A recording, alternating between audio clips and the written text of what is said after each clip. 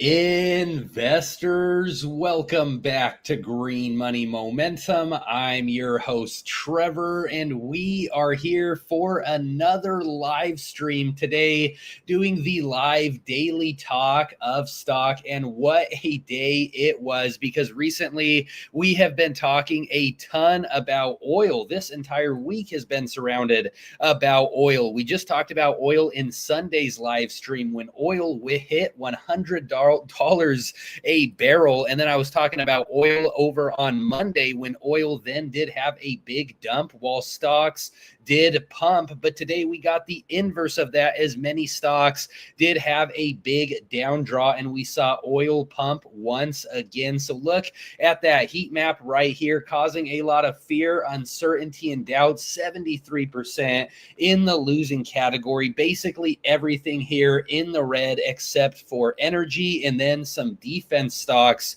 such as Walmart and Costco. Even gold was in the red today, but a pretty nasty day overall. The bears did take control of today's session. Again, a lot of fear, uncertainty, and doubt around oil right now, basically controlling all the headlines. A big headline today was that the Strait of Hormuz, if you don't know what that is a place out in Iran where a lot of the oil goes through. Well, they are saying it must remain closed as tool to pressure enemy, Iran's new supreme leader says. So the key points here is that the leader said that the Strait of Hormuz must stay closed and that all U.S. military bases in the Middle East should shut immediately, warning of further attacks. It's his first public comment since being appointed as Iran's supreme leader on March 9th, and oil prices extend gains following the comments. That is true because oil was on a jump today, up by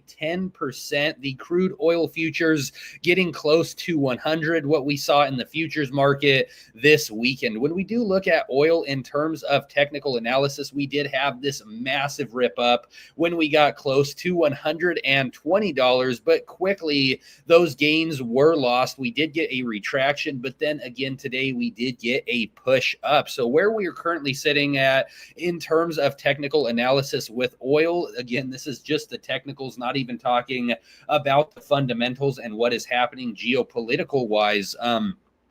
Oil is on a down draw, but it is overextended on the candlestick chart, overextended on the relative strength index, and then has also became overextended on the MACD. But this is not to say that it can't continue for longer, especially with everything that we are seeing right now with all the pressures around oil and the war that is going on in the Middle East. Oil is really all about supply and demand, and right now that supply is being constrained and the demand is, as always, is staying high, right? With oil rising, this does cause a lot of panic in society because oil goes into everything. If you were talking about something that could really push inflation, well, oil prices skyrocketing is one of those factors that could push that, because it is not only about the oil in your car, it's all about transportation, right? So even if, we as the consumer will oftentimes look at the pump price and feel a bit of constraint from that, but in the bigger picture, a lot of companies that rely on transportation, it affects them. It also affects food prices, because food, you also have to factor in the transportation. You got to factor in oil when it comes to all these different big cargo ships, our individual cars, and so much of the economy relies on oil. So when oil is skyrocketing like it has been most recently, this does cause a lot of panic. We also did have some important numbers around the economic calendar today. We did have the initial jobless claims, which did come in a little bit lower than expected. We also got the U.S. trade deficit. And with the U.S. trade deficit, the deficit falls 25% to $54.5 billion in January of 2026. The shift was propelled by a monthly increase in exports, which reached $302 billion, coupled with a slight decline to imports, a rise in goods exports, particularly industrial supplies such as precious metals, contributed to a reduction in the goods deficit. The services trade surplus also grew slightly. And so with the trade deficit, some fear, uncertainty, and doubt around that, and overall a lot of fear, uncertainty, and doubt when it does come to the Federal Reserve. And the numbers today were not a positive for the U.S. trade deficit. Sometimes,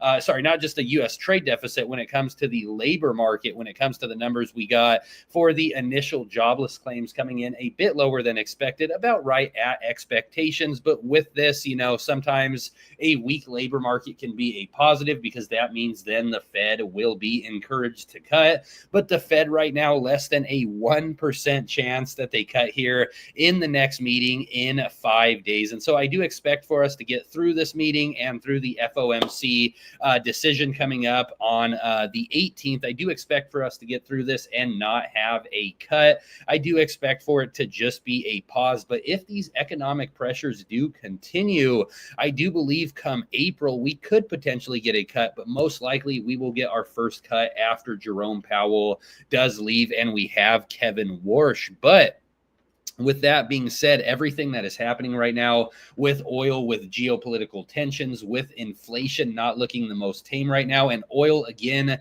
a big factor that could really rise inflation. We may see the Fed need to come in and do a cut, what could be considered as a Fed put or a Powell put, or by the time Kevin Warsh gets into the place of Jerome Powell, that could be a Warsh put. But so a lot happening right now with oil. It's very interesting where we are sitting at in terms of technical analysis, because again, we are overextended, but stocks move not just off of technicals, but also off of fundamentals. And when we do talk about the fundamentals going on currently with all the geopolitical tension, of course, this is tremendous for oil. Oil loving what they are seeing right now, taking the opportunity to raise the prices. But this could also be considered as the rich guy buyout if we see some type of solution and we do see oil drop again, especially with how overextended it is currently. So I'll say the exact same thing I said on Sunday when it comes to looking at oil. If this is never an asset that you have traded, just know the difference between a trade and an investment, because a lot is happening right now and a lot of volatility around oil. Talking about volatility, let's take a look here at the VIX, because there has also been fear, uncertainty, and doubt around the VIX, which did go up once again today, up by 12%. And recently the VIX has been making some lower highs and some higher lows, and the VIX has been rising most recently. The highest we saw the VIX in recent memory was April of last year, and that was right around Liberation Day. That was when we did have peak fear in the markets, and during this time I was saying that I was buying the dip and I was not concerned about what we were seeing. And then we saw the most hated V recovery, as so many were calling it, the massive rip up that we had from April all the way to October. Now we've had some sideways movements since October. When we do look at both of the major indexes, the S&P, the SPY on the left, not sitting at a number I like, 666. Oh boy. And the triple Qs, the NASDAQ on the right. And of course, both of these major indexes, if you've been paying any attention, have been trading sideways for quite some time. And even most recently, the SPY has started to retract a bit down. So when we look at the technicals with the SPY right now, it is looking weak. The RSI has been dropping and the MACD has also been going lower. It's going to be very interesting to see what the forward weeks bring for us, everything that is happening with Iran, and if we continue to see a breakdown in the major indexes as we get lower on the relative strength index and the MACD. Of course, more time will have passed by and we will get closer to some more meetings where we could potentially see the Fed cut rates. By the way, another day, another trade. Thank you for joining us in the live stream. Great to see you here.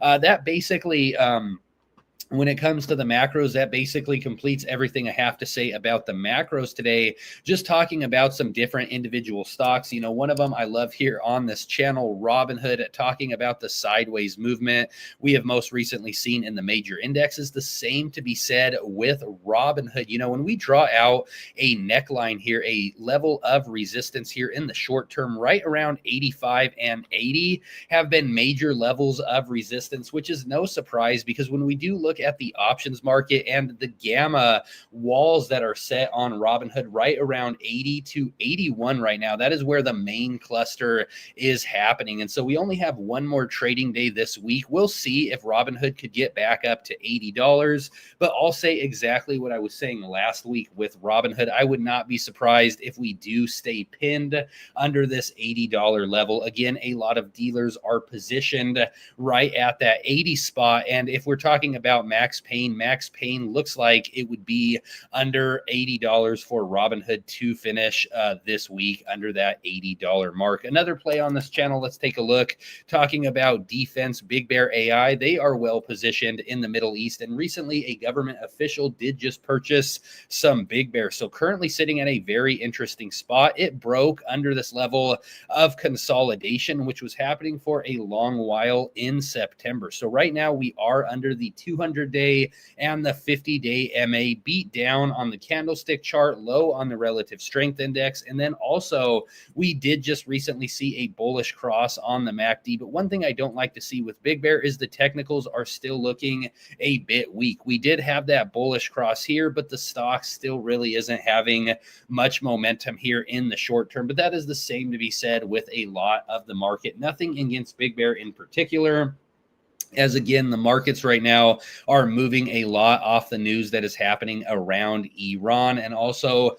when it comes to the oil prices most recently, again, we have talked about oil many times here in just the last week. We talked about it 2 days ago. We talked about it on the live on Sunday. And so that is the talk of the town right now. We're going to see, what continues to unfold with this Iran situation. It's funny because President Trump has talked about Iran and talking about how the conflict has been resolved. Everything is getting better, but it is not appearing that way right now. When we do visit President Trump's Truth Social, it looks like he is once again bashing the Fed Chairman Jerome Powell. Again, we talk a lot about the Fed on this channel, just talking about them earlier in this stream. If you just joined us right now, there is a less than 1% projection that the Fed does cut here in March. And what Trump had to say today is, where is the Federal Reserve Chairman Jerome Too Late Powell today? He should be dropping interest rates immediately, not waiting for the next meeting. And this is, again, what is causing a lot of pressure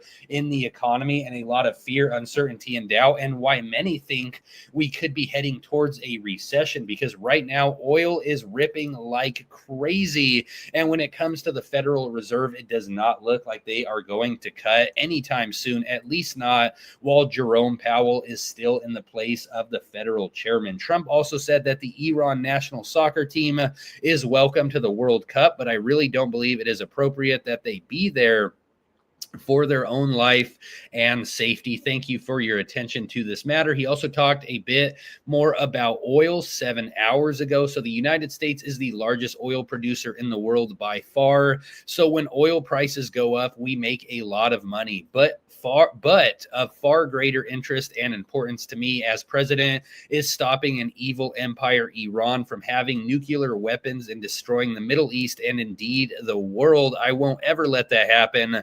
Thank you for your attention to this matter. So basically everything that we've talked about on this live stream is exactly what the president is talking about. He is talking about oil, he's talking about Iran, and he's also talking about Jerome Too Late Powell. You got to laugh when it does come to Donald Trump and just the current political state that we were in. We were just talking about this in our last live stream on Sunday, the president's dislike for the federal chairman, Jerome Powell, how deep it goes. This has been tensions going on with these two even since President Trump's last term in office. And so President Trump has Kevin Warsh picked as the next federal chairman, which even itself has caused some fear in the markets, because when some look at the economic policies and how Kevin Warsh feels, he has been more of a hawk when it comes to inflation and kind of keeping interest rates high. And so some worry that Trump has picked the wrong guy and Kevin Warsh is going to continue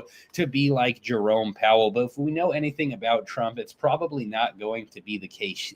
He most likely selected Kevin Warsh for a reason, and that is because Kevin Warsh is likely going to be with the same stance as our president. But again, we will know that later in May. Talking about some more individual stocks, talking about defense in particular, Palantir actually had a decent day compared to other stocks. When we do look at that heat map here, basically everything in the red except for energy, of course, a little bit in utility, and then one of the defense players in Walmart and Costco. But here in the technology sector, where we see nothing but blood, we see Palantir there eking out a little bit of green. Palantir right now is pinned in between the 50-day moving average. Well, it was pinned in between the 50-day and the 200-day most recently, but now it is riding right at that 50-day moving average. Under the 200-day moving average, we did recently, unfortunately, see a death cross with these two right here, and then we are moving up on the relative strength index and on the MACD. And what I don't like about the technicals here in Palantir, and again, I'm a long-term bull in Palantir. I greatly believe in this company, everything they are doing in terms of all the contracts they are picking up, their work with the United States military, and then also their accelerating quarterlies. You know, they come in with a great EPS, and so they have been said to be overvalued. They do have a high PE, so a high price to earnings. But what I like with Palantir is I do believe in their growth in the future. But right now, in terms of just technicals, we have been bucked out of this trend that was set all the way back last year, where we did have a rising level of support and resistance. We did have a nice rising trend, but we have bucked out of that. Again, we are now under the 200-day MA, and what I don't like here is we are pretty high on the relative strength index. We did see a bullish cross on the MACD most recently, but with this cross and with the RSI moving, we still aren't seeing the most bullish of momentum in Palantir, and so it is looking a bit weak right now. It's, you know, just talking about the technicals now, Palantir is getting to a level where it could be a bit overextended, but while the candlestick chart isn't keeping up with what we are seeing on the other indicators, I've said many times when I do buy into a stock, I do love that oversold reversal, which, you know, you usually, well, you do see when the stock drops, and then you see that bullish cross on the MACD. But then time will tell whether it will be a strong reversal or just a fake out. So I could see a potential rollover in Palantir. What makes Palantir interesting, it could stay elevated, it could push higher, but what makes Palantir interesting is they are a defense stock. But again, talking about technicals, you know, it's like when we look at oil here, oil has had a massive jump and they are overextended on the relative strength index and the MACD. But if we talk about a bullish cross right here, boom, that was a massive explosion, some massive gains to be made in oil. But now we are sitting again at an interesting spot. We'll see if now we see an overbought reversal and we do see oil drop again. When it comes to oil, it's very interesting because many different companies and sectors can rise their prices, and it is frowned upon, you know, when it comes to like McDonald's rising their prices, or, you know, things at Walmart, or just any consumer goods. No one ever likes to see the price rise. But when it comes to oil, there is so much focus on oil because it just affects so much in the economy. One of the few sectors that when they do raise their prices, it can cause chaos across the board. When we do look at the fear and greed index, now we have also dropped to levels of extreme fear. Right now, I am at a spot where I am just waiting and seeing what will happen next. I did recently buy the dips on many different great plays and opportunities. I've talked about it a ton on this channel. Plays such as Robinhood. I have bought DJT as it has dropped under $100. Also the Big Bear AI, and I'm also always in these major indexes. And one index that I don't talk about a ton, but I am looking to add into is IWM, which is the Russell 2000, which is the index for the small caps. And when we do look at the technicals here, it is starting to become very favorable, dropping on the relative strength index and on the MACD. I do believe that we will get a reversal across the board in the entire market here soon. But, maybe it will be when the Fed officially cuts rates, or maybe we will actually get a resolution with the Iran war sooner than expected. But I hate to say this, but usually wars don't just happen quick overnight. Usually they last for years. So I could see everything with Iran happening for a lot longer. Very unfortunate what we are seeing when it does come to war. I'll just say this. I am so thankful for where I am at right now in the world in Tempe, Arizona. It is so nice outside. And for anybody who is having bombs dropped on their head or drone technology around them, that is just so terrifying. And it's just crazy that we live in the world that we live in today, where there is an abundance of supply, but the old human nature still lives, where it's about the king of the jungle, who is going to control the supply, who is going to get their ways, right? So Two Wheels Pursuit. Hey, Trevor. Hey, my friend. Thank you for joining in the live stream today. Great to see you here. We just finished up with the daily talk of stocks. So if you just joined us,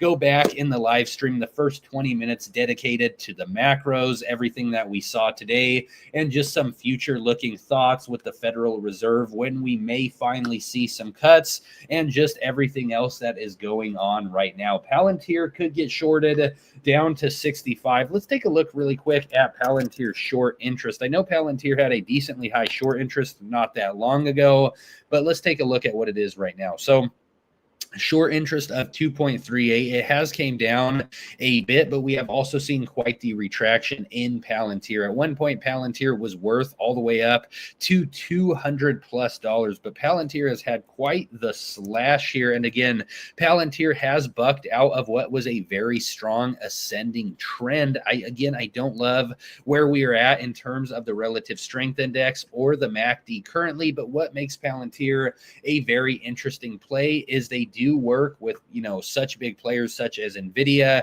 the United States government, and they are a lot around technology. And so I still do have a lot of long-term faith in Palantir. If Palantir did drop all the way back down to 65, it would drop back down to about this level. Now, that would be very intense. That could definitely happen. But I do believe that the overall markets, because a lot of stocks are moving off the macros right now, I do believe that we will see a recovery sometime here very soon. And the markets right now are just at an unpredictable spot. We live in a crazy time. We are seeing war right now. We are seeing the Federal Reserve be persistent on their stance to not cut rates. Again, right now, a less than 1% projection that they do cut at the next meeting. And the markets have been draining, while for the most part, the president has been bragging at the State of the Union. He was talking about how hot the stock market was and 401ks, maybe in the major indexes of the S&P and the NASDAQ, but definitely not the same to be said with many different individual stocks. I mean, even when we look at the biggest player in the market, which at one point reached a market cap of $5 trillion, NVIDIA has even had a retraction from the top, right now sitting at the 200-day moving average, actually pinned in between the 200-day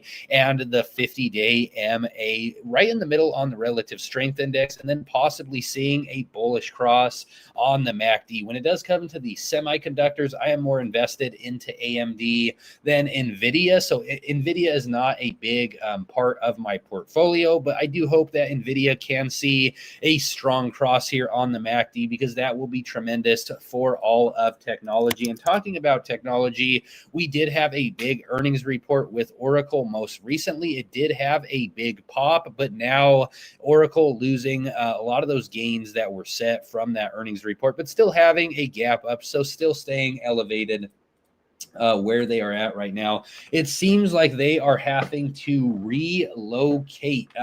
two wheels. What do you mean relocate? Who are you talking about relocating? Are you talking about the reshuffling that has been happening most recently, the rotation in different industries that has most recently been happening in the markets? Because we have seen a hard rotation most recently from technology, a lot into defense, a lot into safe plays such as Walmart, also energy, and then also the hard metals. Let's take a look here at the hard metals. Let's see how silver performed today. When we do look at the silver futures, silver right now sitting at $83. Silver still sitting in a sideways channel. There is potential that we do see another explosion in the hard metals, especially if a lot of the fear, uncertainty, and doubt continues, a lot of the geopolitical tensions, and then also what has been coined as the sell America trade, where a lot of these different countries are selling the bonds. Another reason why we may see some massive quantitative easing from the Fed purchasing the bonds. When we do look at the Fed's asset sheet, they have recently been purchasing a lot of the bonds, and we have finally seen a reversal on the Fed, allowing the trail off on their asset purchases. From Denver to Miami. Oh, okay, interesting. Palantir. Gotcha. You know, talking just about these two places, I have been to both almost. I haven't been to Miami, but I have been to Florida. Now I have been to Denver. I've been to Denver. I've been to a place called, what was it? It was Glenwood Springs and then Rifle. So I've actually been out to Colorado 3 times. Such a beautiful state, not far from Arizona here. I really like Denver. Just the weather is so nice and just all the green around it is truly an amazing place. And when it comes to Florida, I went out to Florida and Tampa Bay, Florida, and another place called Jupiter, Florida, about 3 years ago now, out back in 2023. What an amazing place. What an amazing vacation. Hey, Trevor, Ollie, hello. Welcome to the stream. If you just joined us, Ollie, the first 20 minutes of the stream was dedicated all to our normal talk in the videos I do every single Monday through Friday, which is the daily talk of stocks. So if you want to get caught up on what happened with the macros today, what kind of controlled the markets, oil again, and just the big sell-off that we've seen, in my opinions, with the Federal Reserve and everything that we are seeing, go back to the first 20 minutes of the live stream, because that is all packed with all the information about everything for today. Now we're just breaking down some individual stocks, just kind of BSing and having a good time, as we always do. If this is your first time in the live stream, not to you, Ollie, because I know you've been here before, but for anybody else, this is typically how we do it. We go live every single Sunday, 30 minutes before the overnight session opens. And so we always do our breakdown on what we could expect for the week. And typically I will do daily talk of stock videos, but today I just figured it would be fun to go live. And so with every single live that we do, the first portion is dedicated to the information, and the second part is dedicated to just, you know, kind of free roaming and talking with the chat, which I appreciate everybody for being here today. We have 9 currently in the live stream. Woo, let's go. You know, that makes me so excited. I am still a young YouTuber here on Green Money Momentum, but we have some big plans for this channel in the very near future. I am so excited for the future with the stock market and also with Green Money Momentum. A lot of excitement coming, and these are just the early days. So for all 9 of you here, let's hope we could get one more. Let's get, you know, both hands filled. But right now, for all 9 of you here, you know, your support means the world, because we are still a growing channel, and you get an OG ticket because this is just the beginning. Like you right here, Stephanie Diaz, you have been to multiple live streams now. This might be like your 3rd or 4th live stream. Thank you once again for joining in the chat. Stephanie Diaz says, let's go X Money. Now, I know what Stephanie Diaz is talking about here. X Money. This is with Elon Musk. Very interesting. You know, there is a lot of speculation who may be the X Money. If you haven't heard about this, what it is X is looking to be a lot more than just a social media app. So the payments app offers 6% yield on balances and peer-to-peer transfers made inside of X, competing directly with the same demand stablecoin products are targeting. No mention of Dogecoin or any crypto functionality was included. What to know? Elon Musk said X will launch its new payment feature, X Money, next month, offering peer-to-peer transfers, bank deposits, a debit card, and cashback rewards rewards in partnership with Visa and a licensed subsidiary in more than 40 states. Dogecoin saw a brief gain, possibly on speculation about crypto integration after Musk's announcement, even though X Money is described as a fiat-only product more akin to Venmo than a crypto wallet. But this is what's really big with what Elon Musk is doing here, providing a much larger yield than anybody else that I know. X Money proposed a 6%. 6%. That is a massive yield on balances.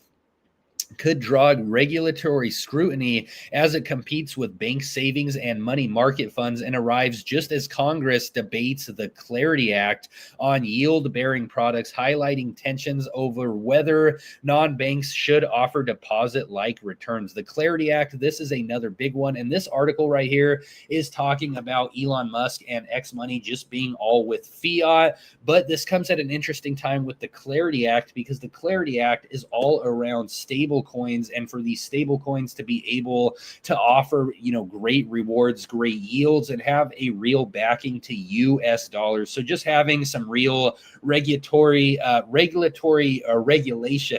Gosh, I'm getting tongue twisted here. That's what talking for 20 minutes does. But some regulation, some legal regulation to the crypto market. And with the Clarity Act, very interesting. We've talked about this play many times. This right now is a hot in play stock. That is Circle Internet Group. The reason why this is hot and in play right now is because the Clarity Act is being looked at. And with Circle Internet Group, this is the company that issues US dollar coin. They have a ton of the US treasuries on their balance sheet, recently having a big gap up. We have moved significantly on the relative strength index and the MACD. And with Circle Internet Group, I have been day trading this, making some decent profits. And then also I have a runner here. So I have some Circle Internet Group that I have been holding overnight. This is actually the double leveraged opportunity of Circle Internet Group. So I've been day trading it on one portfolio. The other portfolio, I did make a swing trade, and now I just have a runner in it with some profits, currently up by 107%. And I didn't even get in right at the bottom here. I got here more in the middle. So when it comes to trading, you could do it so many different ways. You could be a long-term investor. You could be a day trader, a swing trader, an options investor. You could be someone who shorts the markets. The markets provide us so much ability to be ourselves. That is why I love the markets, because it is really creative freedom with the markets, because it is all a game. If you just gamify the markets, it's all about how you play it. If you're constantly losing with the markets, you may need to switch strategy or really look within. Maybe you need to understand these companies that you are investing more into, or just switch strategy altogether. So I love to play the markets in so many different ways. I love to have long-term investments. I love to day trade, swing trade, options trade. There's just so much possibility. This is a play. Again, I have been day trading, but also having a runner overnight. Two Wheels Pursuit says, I think Palantir is moving the headquarters to Miami, and I believe there's a housing market crash there. So Palantir and employees will be buying real estate there. Yeah, when it comes to the real estate market right now, I've seen that right now. The average home buyer, the average first time home buyer in the housing market is around 40 years, right? 40 years old. And so, in the past, when everything was more functional and normal, before the government really messed up housing so much with all the subsidies, 2008, everything like that, before we started to see all the quantitative easing, the average home buyer and first time home buyer wasn't in their 40s. And so the housing market has had a lot of pressure on it. What's crazy about the housing market is there are a lot who want to sell, but not as many who want to buy. So there are a lot of elevated prices, but not really buyers for that. So a supply and demand problem going on. But what's also interesting with this is the government always wants to keep housing so high, because this is the wealth effect, and so many feel so much wealth off the equity of their homes. And even President Trump has said that the house prices aren't coming down. They want to keep the housing market elevated. So we'll see if there is a crash sometime soon. This is just one factor in the economy that is causing a lot of pressure right now. Not only is the housing market elevated, but as we've seen with all these different reports, the jobs market is so weak. And AI is taking so many jobs. And what's crazy about the jobs market being weak, and even some of the inflation numbers that we get where inflation is, lower than expected, or the jobs market data comes in a bit better than expected, these numbers always get revised down. They always get revised down in the future, and they are always worse than they were initially projected on the dates that were reported. Most likely the same to be said with the numbers that we got today, the U.S. trade deficit numbers, the initial jobless claims, the building, everything like that. These numbers will likely be revised down sometime in the future, but regardless, the markets will either dump or pump and celebrate when the numbers do come in better than are initially projected. But that is just another fugazi that the government does for you, right? You got all this fugazi going on. You got all these hidden stealth taxes. You got to pay property tax.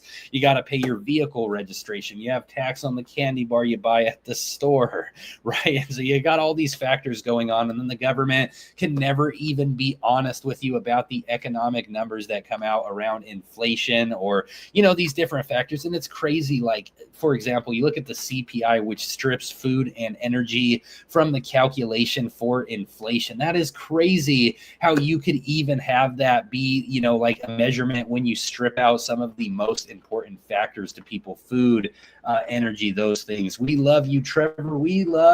I love everyone who is here, including you, Stephanie Diaz. Thank you for being here. SoFi killing me every day. Jeremy Burkett, I don't know if I've seen you here in the live stream, but welcome, my friend. If this is the first time you have been here, we are going live every single Sunday, 30 minutes before the overnight session opens. I appreciate you for being here, Jeremy.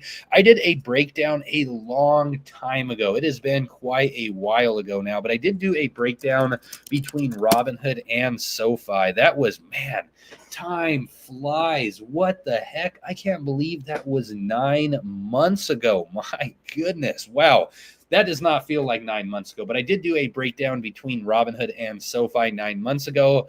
I do think that SoFi, is a decent stock, but I'll be honest, I don't cover SoFi on this channel. I cover Robinhood. I have talked a ton about Robinhood. I don't like SoFi. Now, there is a lot of reasons to be bullish behind SoFi. There are a lot of catalysts, a lot pumping SoFi online. But what I don't like about SoFi is, they are still a bit overvalued right now, and SoFi is so slow moving. And I've heard with SoFi many times that they will dilute on investors. So there's been a decent amount of dilution with SoFi. If I'm correct in that, let me just, before I say that on stream, let's just make sure that they have actually diluted. So they have actively used share dilution as a capital raising strategy. Again, dilution, not the worst thing in the world. Many companies do that, but that does cause the stock price to have some harder movements as more money is going to be needed, because with dilution, you have more in circulation. But they just recently had a $1.5 billion offering in December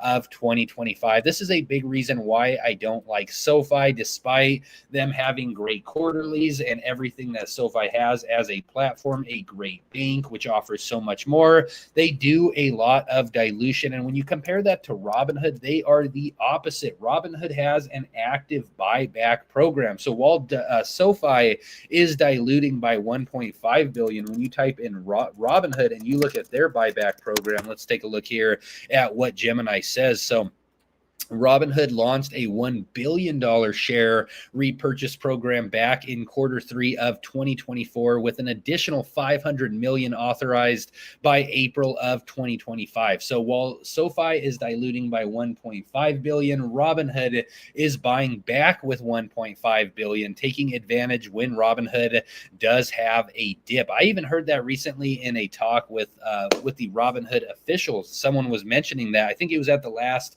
quarterly earnings. They said that Robinhood has dropped by about 50%. What is the justification for this? And they said, hey, this is just our stock. We're not the market makers. We can't tell you exactly why it has dropped by 50%, but we have a lot of faith in Robinhood. And while it is draining, this is when they could take advantage of that stock buyback program. So they did talk about that. And Robinhood has a ton of innovation coming down the pipeline. Also with Robinhood Social, something I am really looking forward to, because just like we were talking about X.com, that is a social platform, pretty big, that they're going to be doing the X money. That is huge. But I love this idea of Robinhood Social, because X.com, if you've ever been on there, could be quite the spam site. And I'm hoping that when Robinhood Social does come out, that this is going to really be the best social platform to be able to connect with investors. Just some of the things they have here: you're going to be able to follow insiders, politicians, and more, similar to Moomoo. See real trades unfold in real time, track, talk, trade, all in one place. What I love about this also, if you look at like Wall Street Bets, for example, people could falsify their screenshots, but something they've talked about with Robinhood Social, it's all going to have to truly be legit. So if someone is bragging about their return on investment or their lost corn, you're going to be able to actually see the real numbers. No fugazi that is going to be happening on there. And this is just another reason why I'm so bullish on Robinhood. Look at all that they offer. They have futures, options, stocks, crypto, predictions, markets. And what's interesting is with the crypto sector, like Robinhood has recently had a hard drawdown with crypto being very correlated, but really it's just only a small part of their business. With their last earnings report, they had a tremendous amount of revenue, and I believe that crypto accounted for just about 20% of that. Stephanie Diaz says, I'm in Arizona. Can we go on a date? You are so funny, Stephanie Diaz. I am also in Arizona, as you know. Oh, that makes me laugh so much. Maybe you could email me, email me at greenmoneymomentum@gmail.com. Talking about the dating pool out here. Very interesting what you run into with these apps. One of the dating apps out here is Bumble.com. You are so funny, Stephanie Diaz. Let's take a look here at the earnings, because I believe that Bumble's earnings just recently came out recently.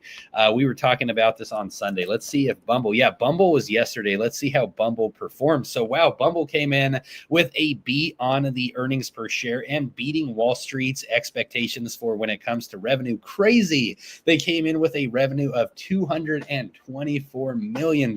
Man, these dating websites are raking it in. Oh my God, Bumble up 34%. Okay, we got to look at this. Looks like Bumble is squeezing. What the heck is going on with Bumble? Some massive movements most recently. Man, look at that jump up right there. Bumble is performing well. When we look at the 1 year in technical analysis, though, we could see Bumble retract back down a massive gap here, looking a bit overextended on the relative strength index and also on the MACD. I think I might take an opportunity to short in Bumble. When it comes to the dating websites, I've had many different prospects on there, but what I will say about Bumble, some of the worst on there, a lot of NFL linebackers and just some libtards on there. AMPX and Ondas and Veritone, Big Bear AI to the moon and never come back. Ollie, great to see you here in the stream again. Mentioning some tickers here which are around defense, and I believe AMPX is around lithium batteries. I know you talked about that recently.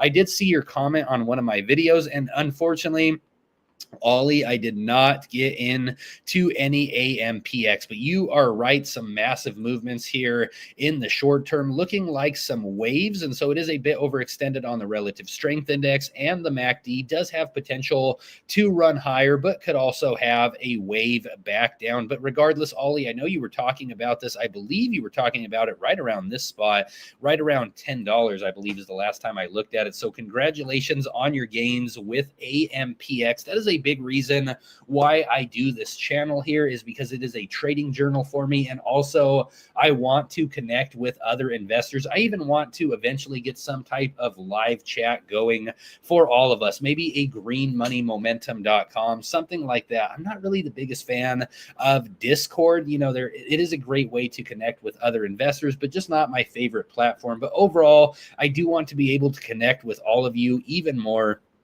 maybe even have some type of chat room, because if we could call out all these different tickers to each other, we could all, start to improve together. And I love the word synergy, putting many minds together, many brains, create power together, that synergy. Ondas is a very interesting play looking forward. Right now, Ondas is at the 50-day moving average, the wick almost touching on that 50-day MA, right in the middle on the relative strength index, and then also at a very interesting spot on the MACD, possibly having a very bullish cross. When we do look at the earnings calendar, I know that they are coming up here pretty soon. I believe it is next week. Let's take a look when Ondas is. Ondas Holdings are reporting in 13 days, so on March 25th, and their quarterly is expected to be massive. And so with Ondas right now, I have my eyes on Ondas, and I may even start a position here, honestly, man, I might look at starting a position here like right now, because Ondas is looking very bullish. This company is around defense and also when it comes to drone technology.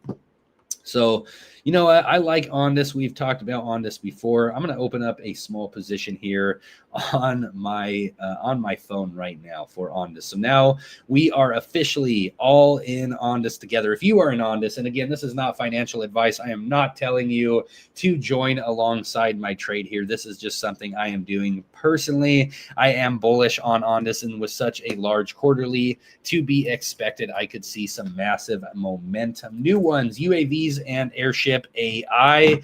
Yeah, no, I like this sector of defense right now, especially with everything that we are seeing going on. And I mean, when we do talk about everything that is happening in the Middle East, there is a lot of drones and bombs being dropped. So again, unfortunate to see, but just talking about opportunities in the markets right now, a lot of this drone technology and aerial technology and defense, the sector is very hot with what is going on in the Middle East. Thumbs up from Christian the Mom. Hey, thank you for joining us.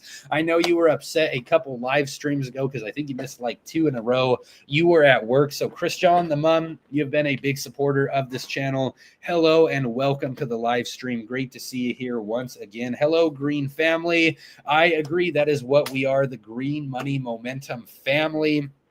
WAGMI, right? WAGMI, WAGMI. We're all gonna make it. That is what WAGMI is, and we're all gonna make it together. Again, I love these live streams and doing this. I feel so alive when I do this, and I have so much fun while I do this, and that is because of all the interaction from all of you, and I just love how we are all improving together, talking about the stock market, because really, this is my passion, talking about the stock market. If you know me in real life, I could just talk your ear off about stocks, man. In 2025, I annoyed the hell out of one of my old girlfriends, as I just talked to her time after time in the early parts of the year. Quantum. I was mentioning quantum every single day, but that is because we did see a massive squeeze into quantum, and I got in quantum very early on. QBTS, I got into QBTS all the way back here. I had some options contracts right around this point, and just up to this level right here, 400% return on investment. And then I stayed, and that was with the options again. Then I stayed in quantum through the year, and with the double leveraged quantum, I couldn't believe this rip right here, because I had some gains. I scaled out as it jumped higher, but all the way up to like 600 or 700, maybe even 800% ROI as we got ripped up on double leveraged quantum. So it's absolutely insane the amount of volatility with quantum. And if we do see the Fed be a lot more stimulative this year, if we really start to see cuts, and if we see cuts bigger than even expected, the 0.25 cut, if we see bigger than that, a whole basis point, that will be tremendous for the entire market, all risk assets and the small cap stocks. And there's a lot of real utility with quantum, the entire quantum sector. This is my favorite quantum play, QBTS. And again, we have seen a hard retraction from this top here as QBTS got all the way up to $45, now at $17. But crazy to even say that 17 is over elevated, because if you get in at the right times on certain stocks, I mean, look at this. I was all the way back here at $4 to $5. Like, that is insane. Like 4 to 5 to 7. I remember sitting in QBTS during those times. And then we got ripped all the way up to $45. This was my best play in 2025. And this is why patience is so important in the stock market, because recently we have been seeing a lot of frustrating movements in the market. But if you do position yourself well, especially when there's fear, uncertainty, and doubt in the air, this is when you could really grow your portfolio to new levels. Because, with that, with quantum, I got in around again 4, 5, 6, 7, and then it had its massive rip up later in the year. But there was so much fear, uncertainty, and doubt in the air, which is funny because in the moment it looked so big, but now it looks so ridiculous when all the quantum stocks had a massive sell off, and QBTS dropped by 50% that day. So say you sold at a loss or something terrible during this time when we saw the big retraction in all of the quantum stocks from some really stupid articles. It was about Jensen saying that quantum is ahead of its time, and it's going to take so many more years of research and development. Just because of those headlines, we saw this massive drop. And it's like, just imagine if you sold at that point, sold at a loss. It's ridiculous when you look at the long term with quantum. And that is why I have the long-term vision with many different stocks such as Robinhood, TJT, and also this stock right here, Advanced Micro Devices. AMD is sitting at a very interesting spot right now, pinned in between the 50-day and the 200-day MA, and AMD has still not officially filled this gap, which was set all the way back in October, which is crazy because this gap was opened up when they did announce their big partnership with OpenAI, right? So a big share agreement with OpenAI. And then after that was really when we started to get all the FUD around the AI bubble and what Michael Burry was saying. But despite all of those fears and despite this gap being opened up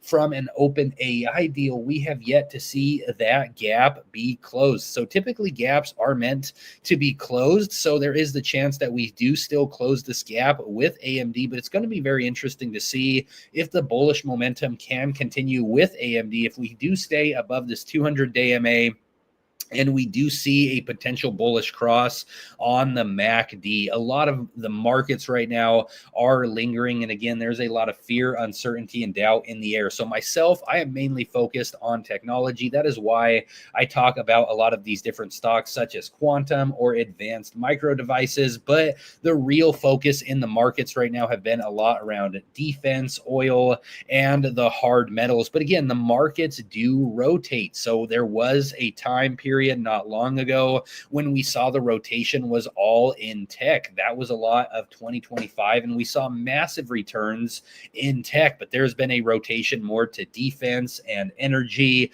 and gold and these types of stocks that perform well during the geopolitical tensions and war times that we are seeing. But I do believe that eventually we will get this rotation back into tech. And the reason why I love tech and small cap so much is because with these sectors right here, they have insane return on investment. Historically, when we look at technology, it could be one of the greatest sectors when it comes to returns for the portfolio. And when technology does rip bullish, it is so euphoric, it could seem unreal in technology and in small caps. So much volatility from all the buying and all the excitement for the technology. And so when we do look at the future, a lot of that future is going to be AI, is going to be robotics, is going to be these self-driving cars, automation. And so I still see that despite what we have seen in the markets most recently. So I am not trading within oil right now.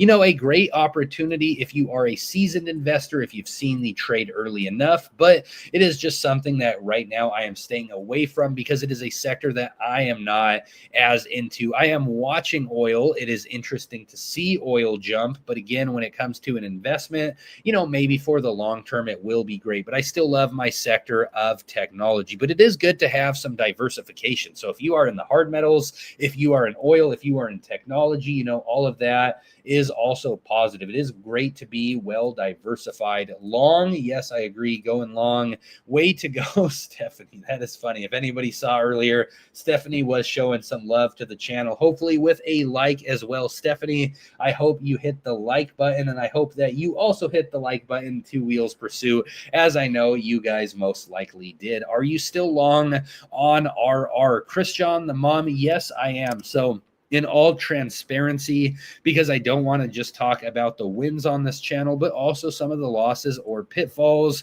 that happen as well. Yes, I am still long on Rich Tech Robotics. I still have some options contracts with Rich Tech going all the way out to 2027 and 2028.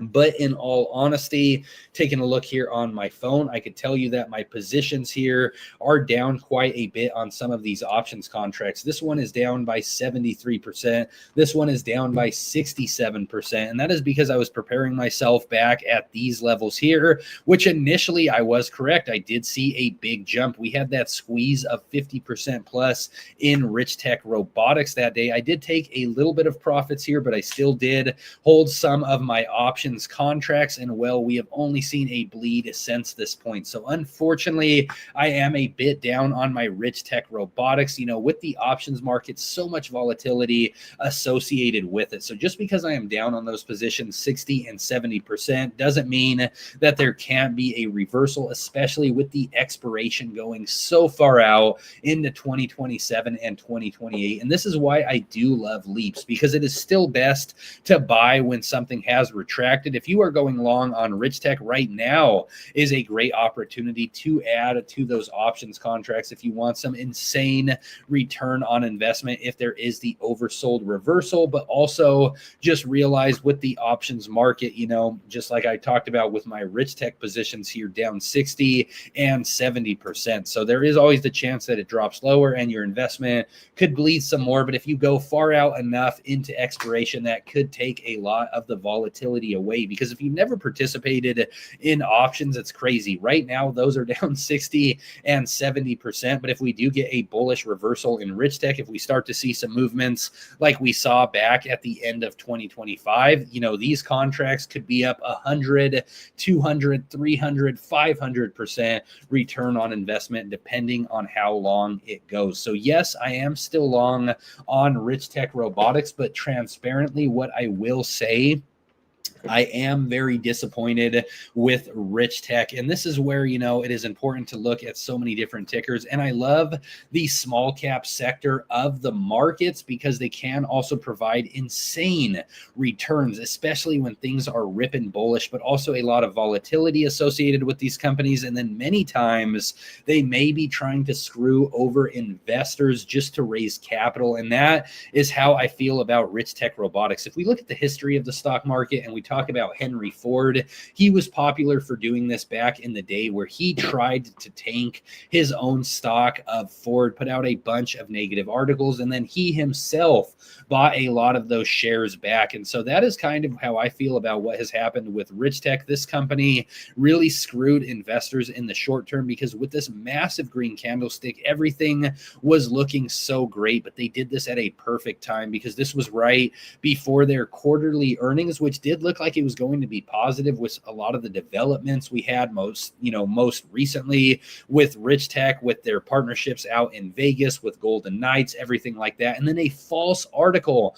came out. We don't know who it came out from, how this news got out, but regardless, it did pump the stock. But the catalyst was that they were partnering with Microsoft. Well, after that, the earnings report for Microsoft came out like a day or two later, and oh man, so upsetting. Microsoft said that they are not working with Rich Tech Robotics, and then we got this bleed. So it's like a pure pump and dump happened here with Rich Tech Robotics. So I am still bullish on Rich Tech and the entire robotics market, but this is why I purchased my Leaps all the way out to 2027 and 2028, because I can't tell you exactly when that bullish momentum will happen. Maybe once we start to get some more quantitative easing within the markets, the new federal chairman chairman, but when it does come to the company of Richtech, very disappointed in what they did with the dilution that came at such an opportune time for this company. So I am bullish on robotics. I am bullish on Richtech as a company. I do believe we are going to see more Richtech robotics everywhere, not just in Las Vegas. I do believe there will be more expansion. I still believe that this could be a great buy at 234, but just proceed with some caution just because some shady tactics happening by Richtech Robotics. EQ, what is EQ? Is this another stock here? Equilium, huh? Equilium at $2.07. So here's another $2 stock. I don't know anything about this play right here, but it has been ripping bullish most recently. It looks like a bit high on the relative strength index. More that could happen on the MACD. Let's see what EQ exactly is. Equilium, what does this company do exactly? Stock quote, history, news, and other vital information to help you with your stock trading and investing.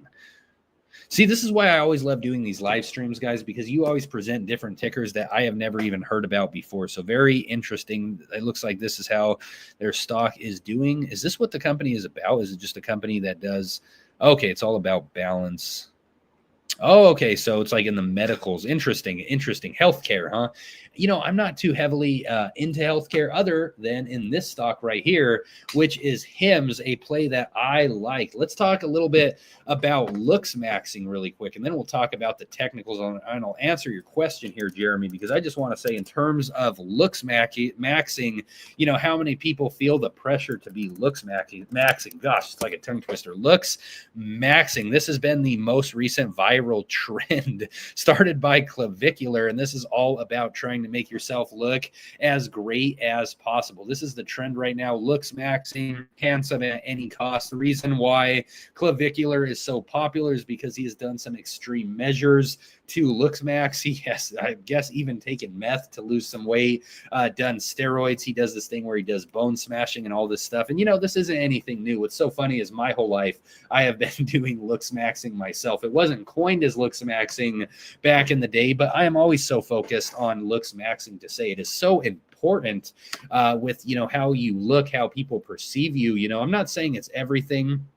I know some feel shallow about the LuxMaxing conversation, but, you know, people do treat you better the better you look. And so myself, I've always taken great importance to my physical and mental health, you know, always trying to get workouts in, always going to the dentist, staying well groomed. And back in the day when I was like Clavicular's age, what I was doing to LuxMax is I was getting whole packs of gum, right? Massive packs of gum, 16 in them. And I would chew them all throughout the day just to strengthen my jawline. But yeah, LuxMaxing, this is nothing new. The word LuxMaxing is new, but if you think about it, LuxMaxing has been going on forever. Many go through extreme measures to LuxMax, including Botox or surgery. You know, talking about that, let's look at Jim Carrey and his new face, because he just did some Botox. Some think that he is a replacement, but maybe Jim Carrey is trying to do some LuxMaxing. He was recently out at an event, and many are like, is he a clone? Is this guy a replacement?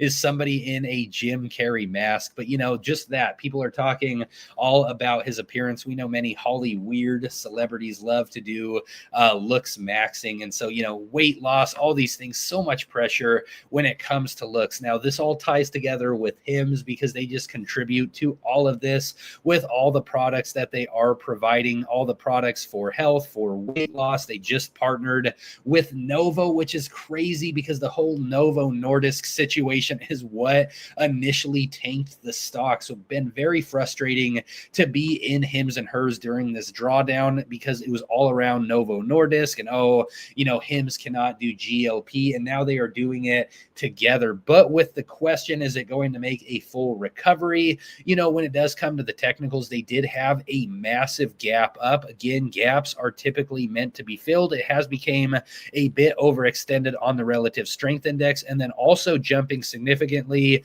on the MACD. So looking a bit overextended on the technicals right now at the 50-day moving average, well under the 200-day moving average. I do believe that eventually HIMS will make a full recovery back to these levels. I can't say exactly when that will happen. What we really want to see in the markets is the overall macro picture get better. Some of these fears and tensions around war start to subside.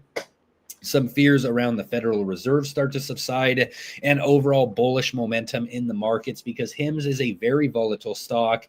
And if we do get bullish momentum in the entire market, if we really see the bulls start to take control and we see a reversal in terms of momentum, I do believe that HIMS could return back to these levels. Now, that's a short-term thought. In the long term, I do believe sometime in the future, whether it happens quick or takes a long time, HIMS will return to these levels. I do believe there is a lot of real value in HIMS. Again, everything that they are providing is perfect for this looks maxing society. So important in today's time, and HIMS is taking advantage of this, having a lot of different drugs. Let's go to HIMS and HERS Health just to take a look at some of what they do. And so you don't really need a doctor visit with HIMS. This is the EpiPen. You could have better fornication. You could regrow your hair. You could boost testosterone. You could get a health check. So there is a ton on HIMS and HERS Health, and you just have to fill out some questionnaires. You don't even have to actually go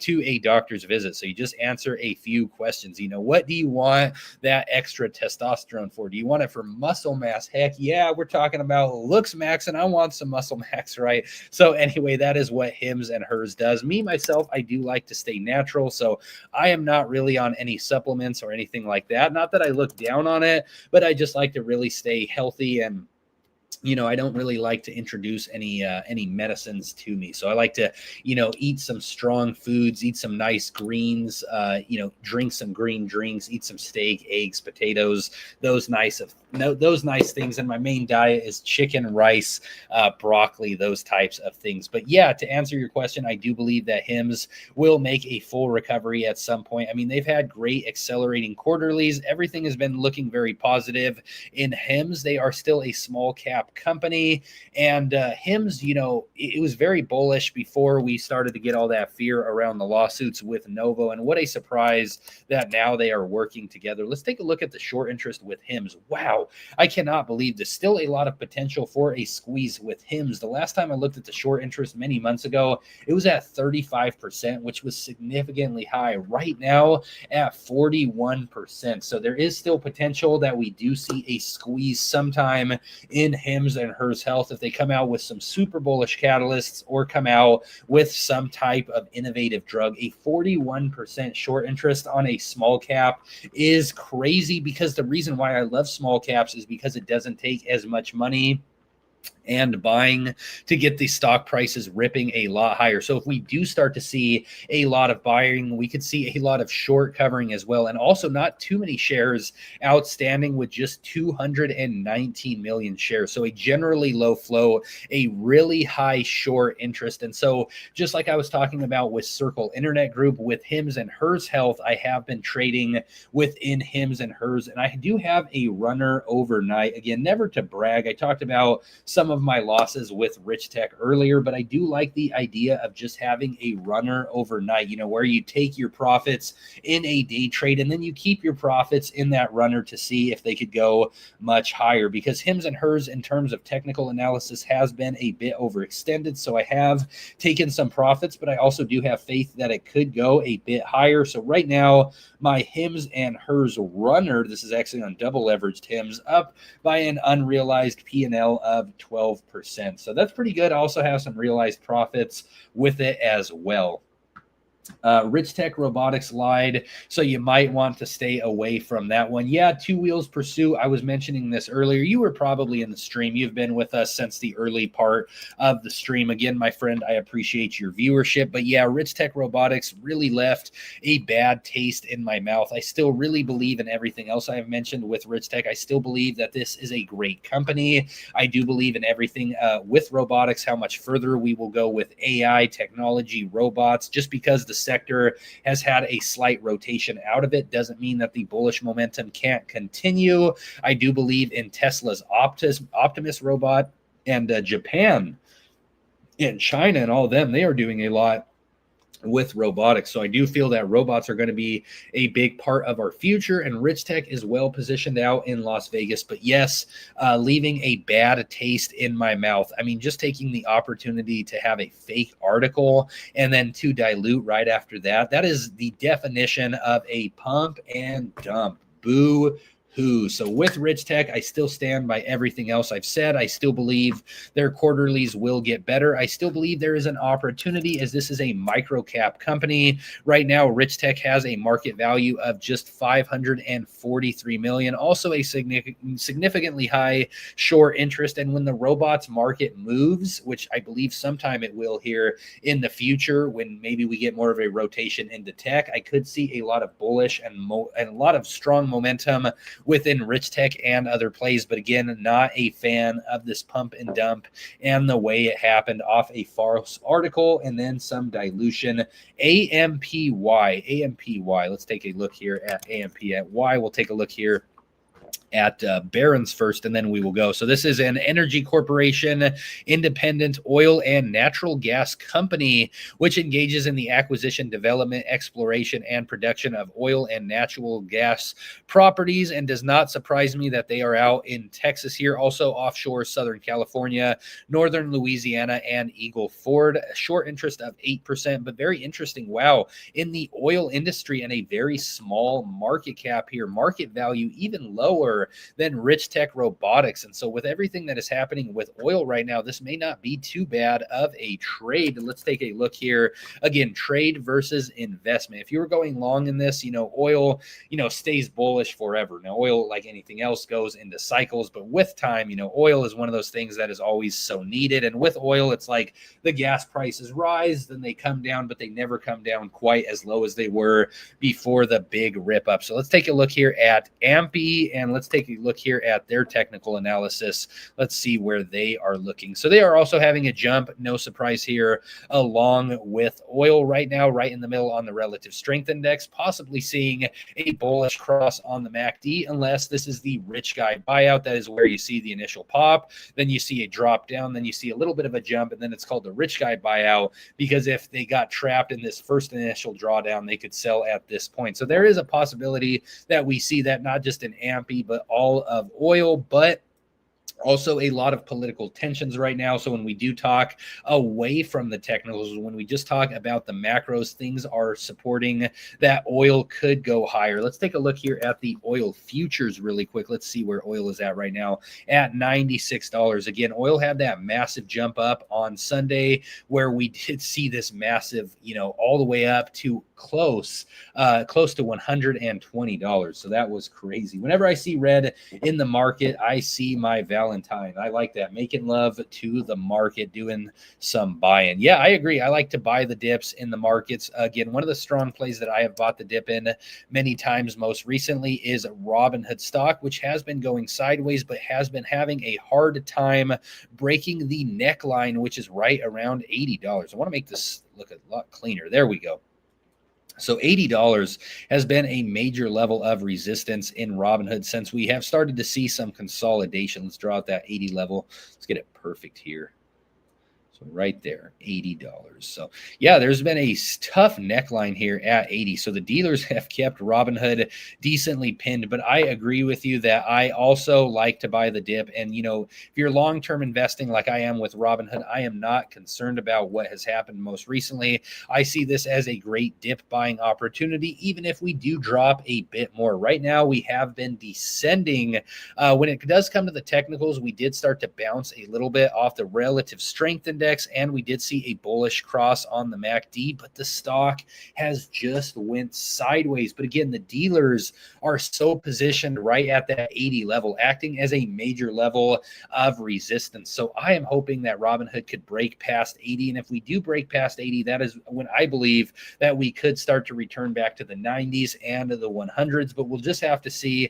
I feel with Robinhood, it's like every other stock right now, it's like the macros really mean the most. So much focus right now is on the war out in Iran. I was just going to look up another ticker. What ticker was I going? Oh, we're going to take a look at cryptocurrency, because again, Bitcoin, crypto, Robinhood has been very correlated with Bitcoin and with cryptocurrency, which is a sector of their business, but I still feel is an unfair drawdown because Robinhood is doing so much more. But right now, Bitcoin is right at a major level of support and resistance, struggling to remain at this level of 70,000. We've seen it break above 70. We've seen it slightly go below 70, but it is still in this sideways channel. We have moved up a bit on the relative strength index and the MACD, but again, despite moving up on those indicators, we are still very flat in terms of technical analysis. I do like to buy at the oversold reversals, but I would like to see some stronger momentum. I do believe that we will see some stronger momentum once again in the markets. It's not like we could trail sideways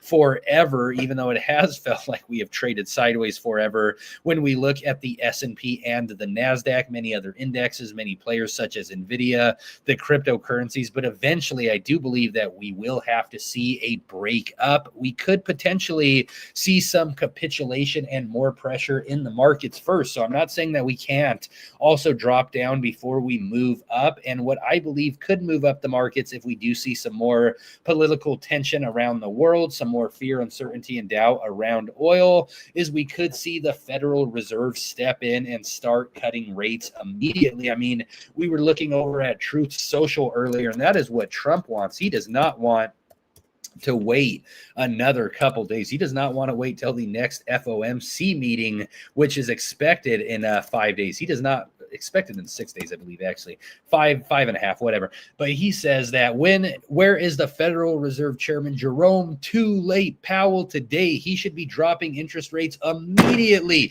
not waiting for the next meeting. I agree, President Trump. We want to see some QE within the markets. When we do look at the Fed's balance sheet, you know, they recently have stopped on the trail off of letting the assets trail off. So we have started to see a reversal. So we have seen a lot of overnight liquidity added by the Feds many times. When we look at the repo market, and you know, they did say, I believe it was in December of 2025, that they are ending the reduction of asset purchases, basically saying that they are buying the assets once again, buying into the bonds. And look at this. When you look at the 6 months chart, that is said to be true. And it might be the Fed who is saving us right now. Another thing, when we do talk about the macros, there's a lot of fear, uncertainty, and doubt. A big reason why silver and gold has been jumping is because of the Sell America trade, which is where all of these companies are selling the bonds, right? And so now the Fed is having to step in and buy those bonds.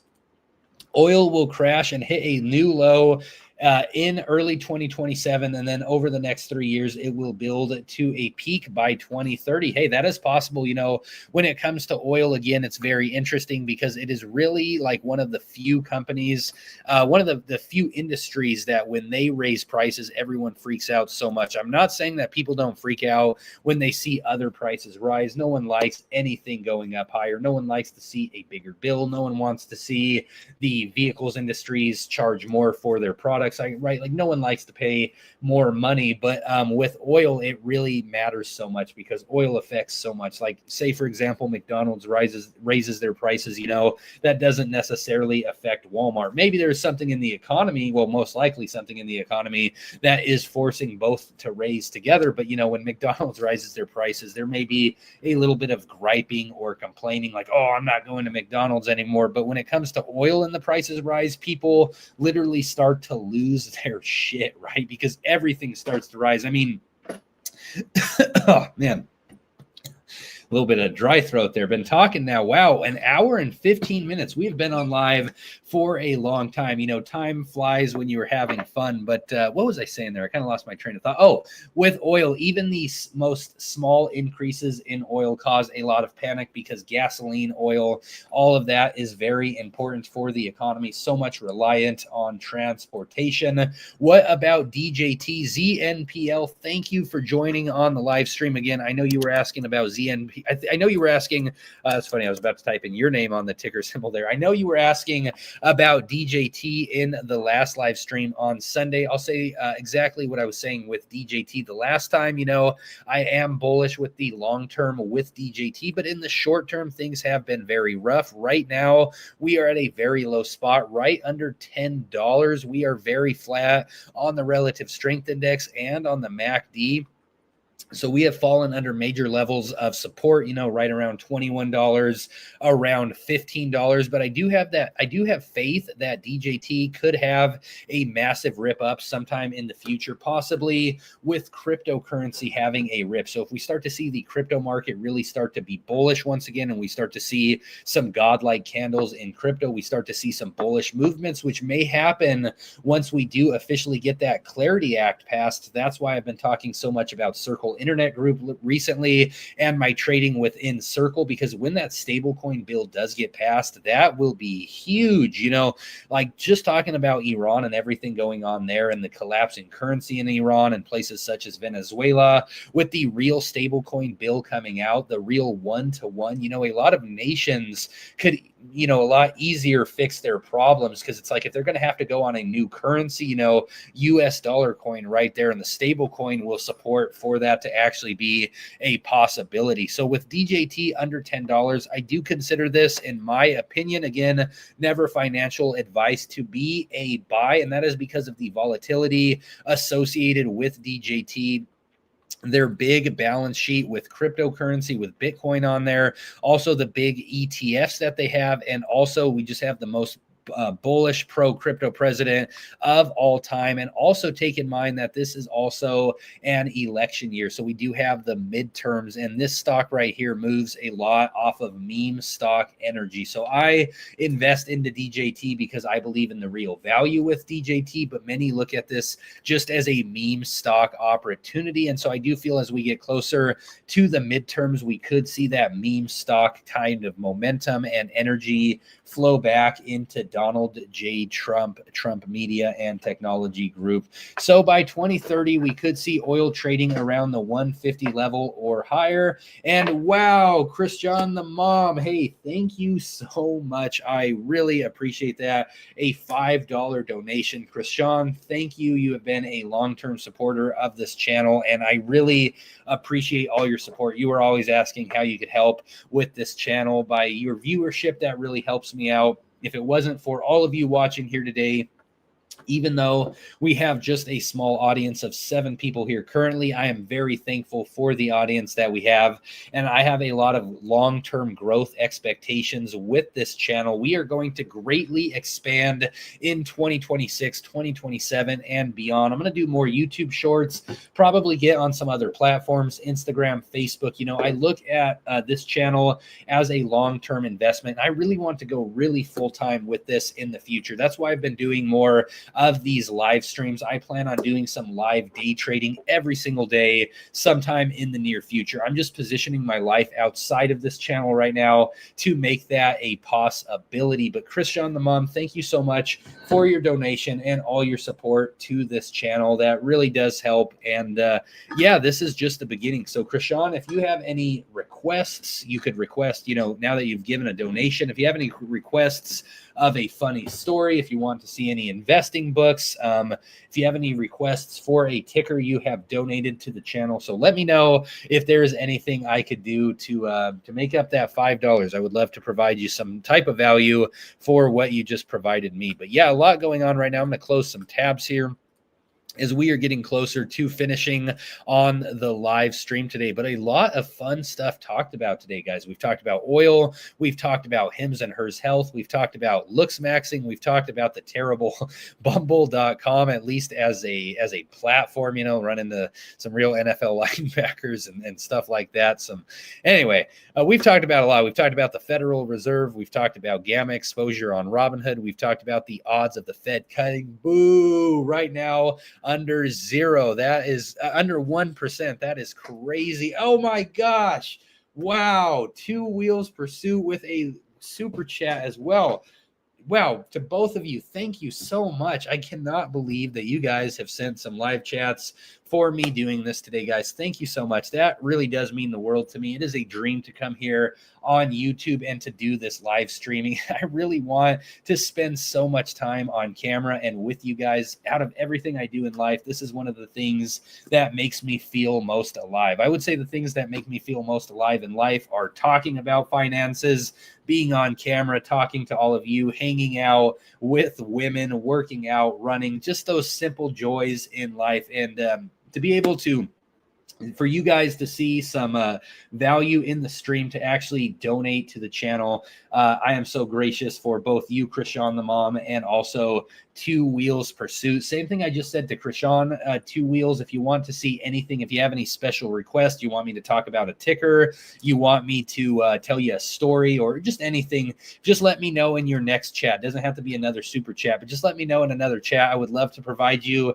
some type of value for your super chat. But to both of you, thank you so much. You know, this really does help out because also, as you guys know, on this channel, this is a pure passion channel. So I do this all for free. I do this as a trading journal and also just to connect with all of you investors. But this channel does not really yield a lot of income. So it makes sense why a lot of different YouTubers are always pushing their trading, you know, their trading courses, or trying to get you to sign up for some type of business thing. Because if you look in the last 28 days, this has only produced $38. Now, I am still a small channel. I still have less than 3,000 subscribers. So with time, as the numbers rise with the subscribers, of course, so will the dollar amounts, but still pretty low revenue for all the work that I've been putting in, doing, you know, daily videos, doing these live streams and everything like that. So again, I'm never looking to take any money from you guys. I am just doing this out of my best, out of my heart, you know, doing this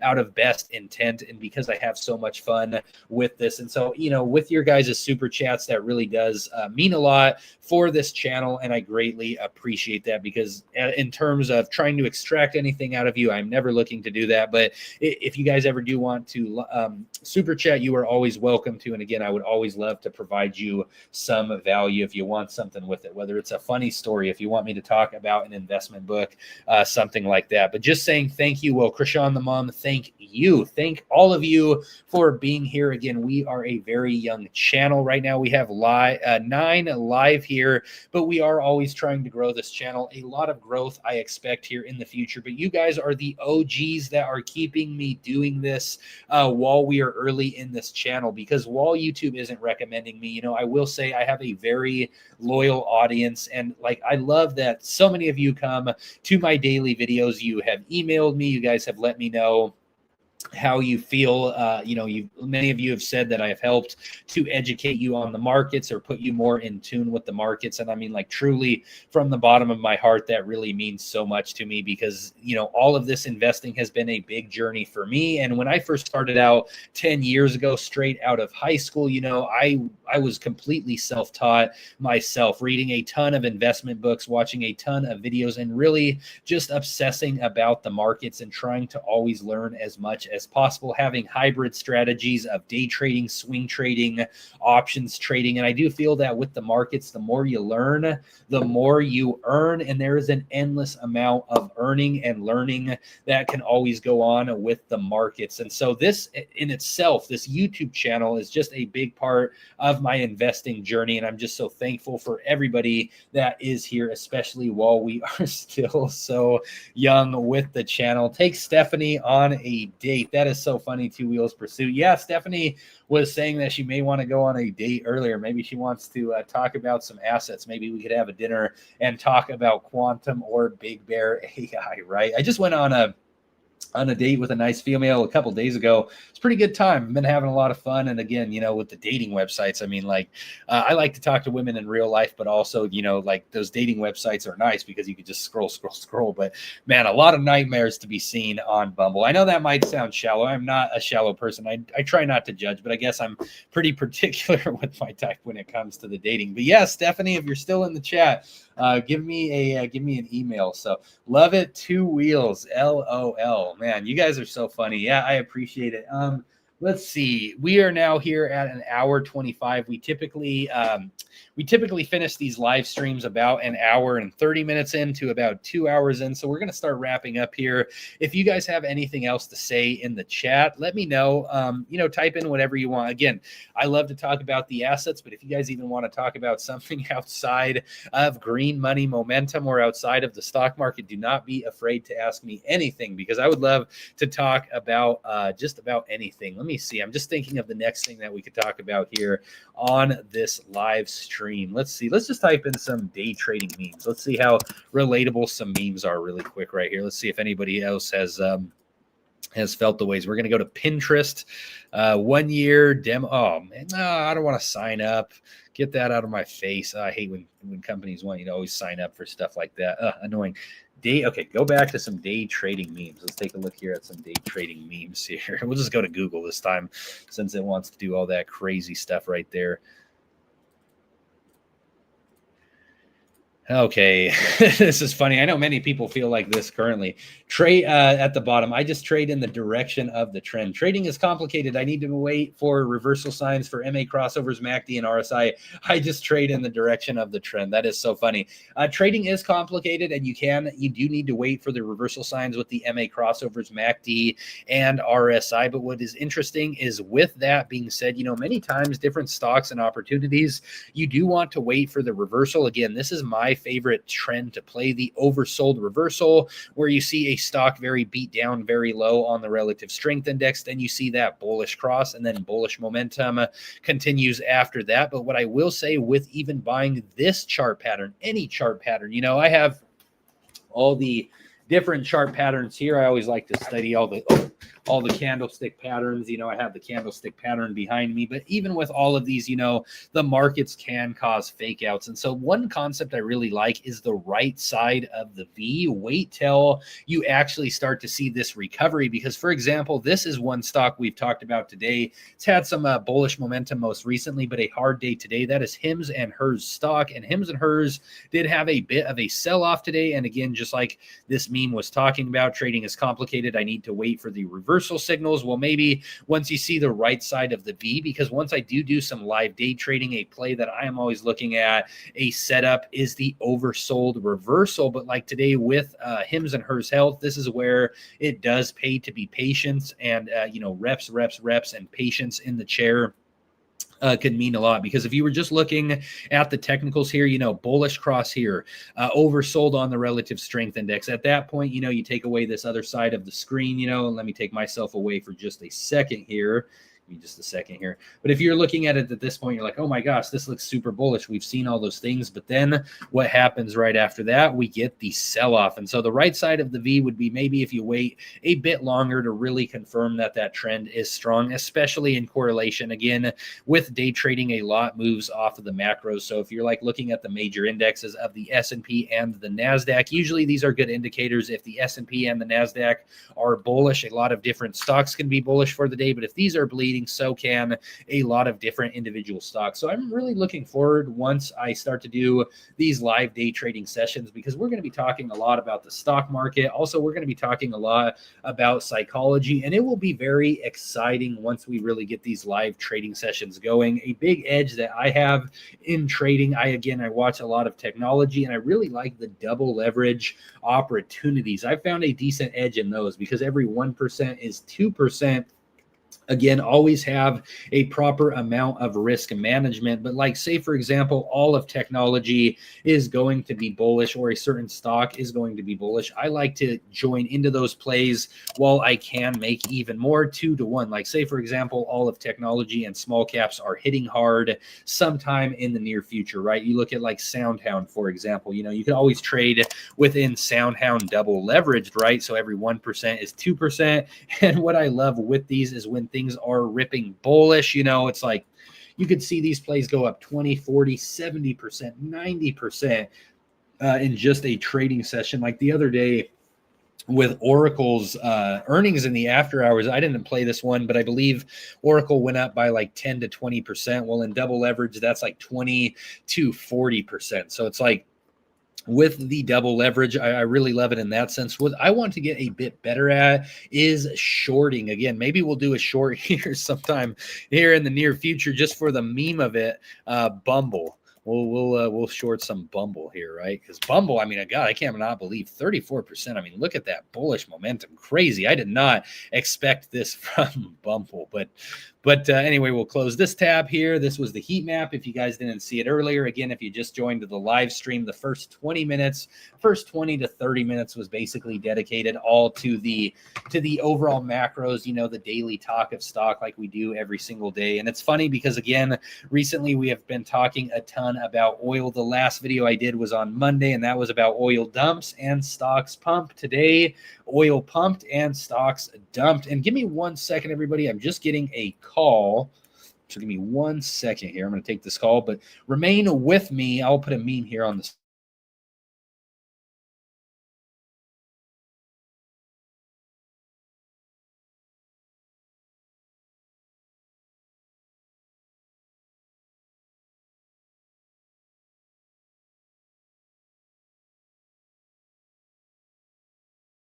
All right, I'm going to get to this in a second. We're going to see if they leave a voicemail, but this might be the time to close out the live stream. That might be a good indicator that it is time to start to wrap it up here. We don't have much else to say. Anyways, guys, I thank you so much for being here. Here's another YouTube shout out, James Rosenthal. He actually lives out, I believe, in Scottsdale, Arizona. It'd be nice to meet that guy sometime. But one of our YouTube shout outs to James right there. He's a great day trader. But anyway, guys, oh man, looks like this is just a spam call. Of course.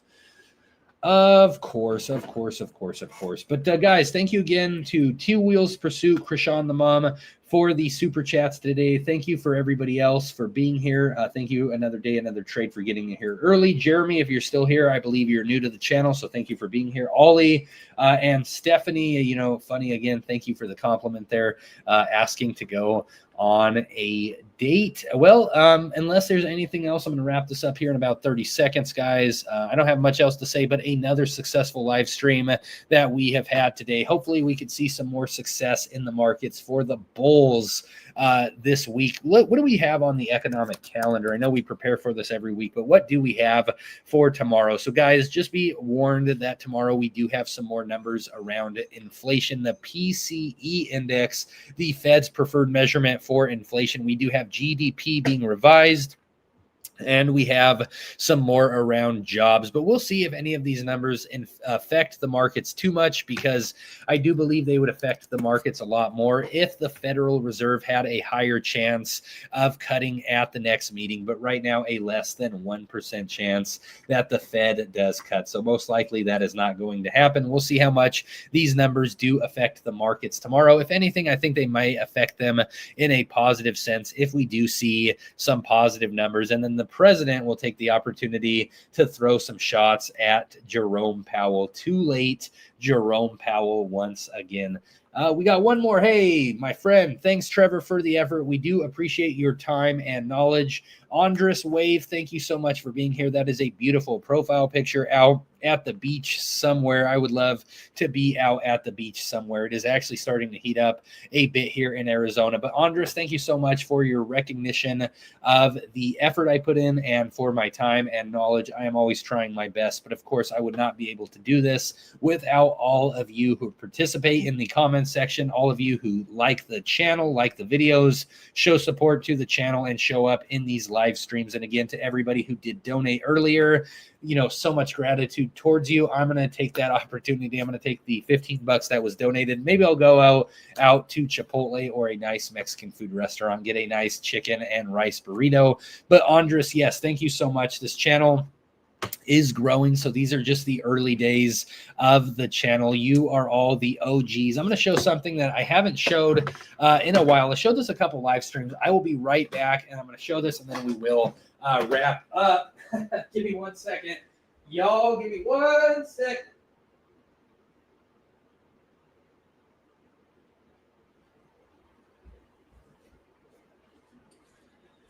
You know, it's been a lot of sideways consolidation in the markets most recently, so there hasn't been a ton to celebrate. But once we do get some more celebration in the markets, once we do see that hyper bullish momentum, we are going to be on cloud 9 every day. You're going to see this in a lot more videos. That is the official Green Money Momentum Championship. Let's go. Anyway, guys, thank you so much. That is about all to be said today. One more thing, actually, I got one more thing. See, if you're still here with me, you know how much I love to talk, because I've been saying for the last 10 minutes, I'm going to, stop talking, but here I am still talking. And that's, again, why you guys are so appreciated, because for everybody who is here in the early days, I do expect we have a lot more viewers in the future, and there's going to be even more entertainment, even more chats going on, and even more talk to talk about. But book here, Krishan the Mom, I know you were asking about books in a live stream not long ago. This is a book that I just started reading. It's just all about helping you when it comes to your trading mindset. One of the best books I've heard. I'm only about a chapter in.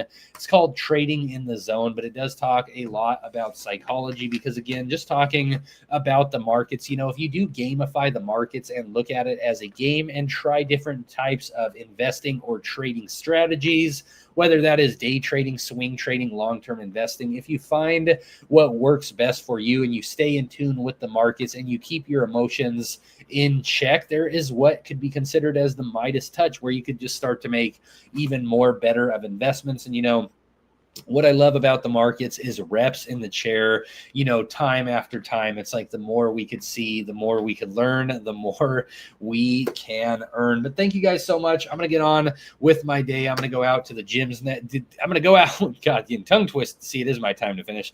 I'm going to go out to the gym, do some looks maxing, do some abs, do some abs, do some chest. Krishan the Mum. It's a flower. Oh, is that a flower, Krishan? If I say Krishan the Mum. Is that correct? Krishan the Mum. Let me look that up really quick. Krishan Krishan the Mom. Wow. That's so funny. That's a flower I've seen. Wow. Well, thank you for your education. I never knew that. It's funny, as I was always reading it as Krishan the Mum, thinking like, oh, Krishan, she's the mom. But it is a flower. Well, that's good. With that being said, go out to see the flowers, go touch some grass. That is what I'm going to do. A beautiful time out here in Arizona. Let's take a look. What is the weather right now? Currently 89. Oh, it's getting hot out here. It's getting hot. But guys, I'm going to go do some looks maxing. I'm going to go hit some chest, hit some abs, eat some healthy food, and get on with the day. As always, I appreciate you all so much for being here. If you enjoyed the live stream and you haven't already, please hit the like button. Please subscribe to the channel, and I will see you all in tomorrow's daily talk of stock. Everybody have a great rest of your Thursday. See you all tomorrow.